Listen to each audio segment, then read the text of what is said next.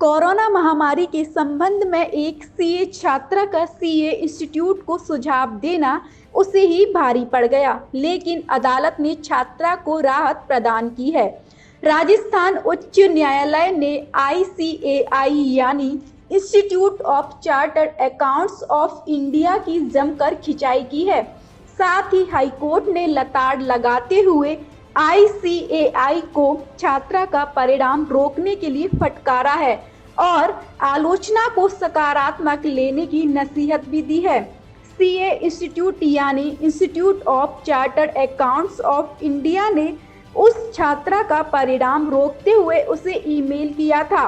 इसके बाद जब छात्रा ने अदालत का रुख किया तो अदालत ने संस्थान को आत्मनिरीक्षण करने की नसीहत भी दी। साथ ही उसे अपनी वेबसाइट पर छात्रा के परिणाम उचित प्रदर्शन सुनिश्चित करने को कहा। इसके साथ ही अदालत ने institute of chartered accounts of India को याचिकाकर्ता को 20,000 रुपए की लागत का भुगतान करने और 30 दिनों के भीतर उसकी मार्कशीट जारी करने का आदेश दिया है। साथ ही राजस्थान उच्च न्यायालय के न्यायाधीश जस्टिस दिनेश मेहता ने आदेश में कहा है कि भविष्य में संस्थान ऐसी कोई कार्रवाई न करे और किसी भी आलोचना को सकारात्मक रूप से ले। अदालत ने कहा है कि संस्थान जैसे पेशेवर निकाय को आत्मनिरीक्षण करना चाहिए और यह सुनिश्चित करना चाहिए कि पेशेवर उत्कृष्टता प्राप्त करने और अनुशासन के उच्च मानकों को स्थापित करने के प्रयासों में किसी छात्र या सदस्य के विचारों को उस तरीके से दबाना नहीं चाहिए जैसा कि वर्तमान मामले में किया गया है।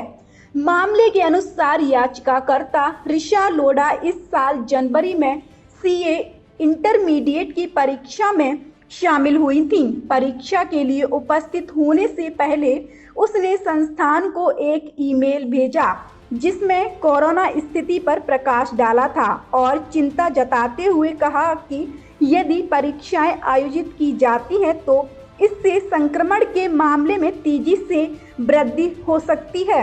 ईमेल में संस्थान से ऑनलाइन आधारभूत संरचना विकसित करने का अनुरोध किया ताकि सभी स्तरों पर परीक्षाएं ऑनलाइन आयोजित की जा सकें। इसके बाद मेल के जवाब में आईसीएआई द्वारा उसे सूचित किया गया कि उनके द्वारा अपने ईमेल में की गई कथित अपमानजनक टिप्पणी के कारण उनका परिणाम रोक दिया गया है। इसके बाद छात्रा ने उच्च न्यायालय में इसे चुनौती दी थी।